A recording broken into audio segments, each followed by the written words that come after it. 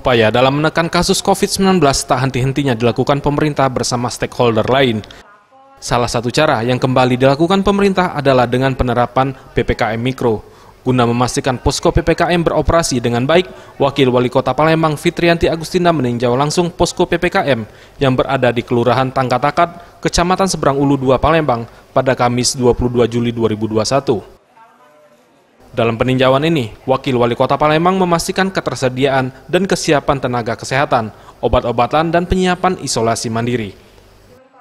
Usai melakukan peninjauan, Wakil Wali Kota Palembang mengatakan pihaknya mengharapkan agar posko yang telah disiapkan dapat digunakan sebagai monitoring dan pemetaan agar pendeteksian keterpaparan warga di tiap RT atau RW lebih mudah ditanggulangi.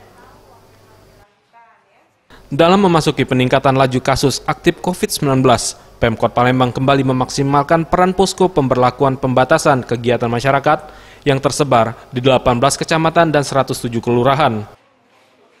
Selain itu, peran posko tersebut juga sebagai pengolah data bagi warga terpapar termasuk memiliki gejala maupun tanpa gejala.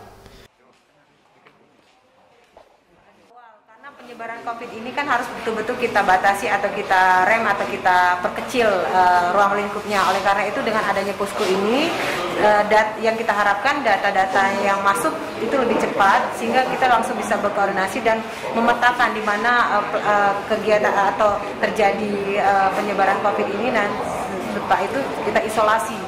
Jadi jangan sampai terjadi penyebaran yang lebih luas, dan semakin cepat kita melaksanakan dalam arti pemetaan atau juga pengecekan ke lapangan, kita berharap tidak ada penyebaran COVID-19 ini lebih luas lagi dan masyarakat segera langsung bisa kita arahkan untuk kita isolasi mandiri atau kita bawa ke rumah sakit. Seperti itu harapannya.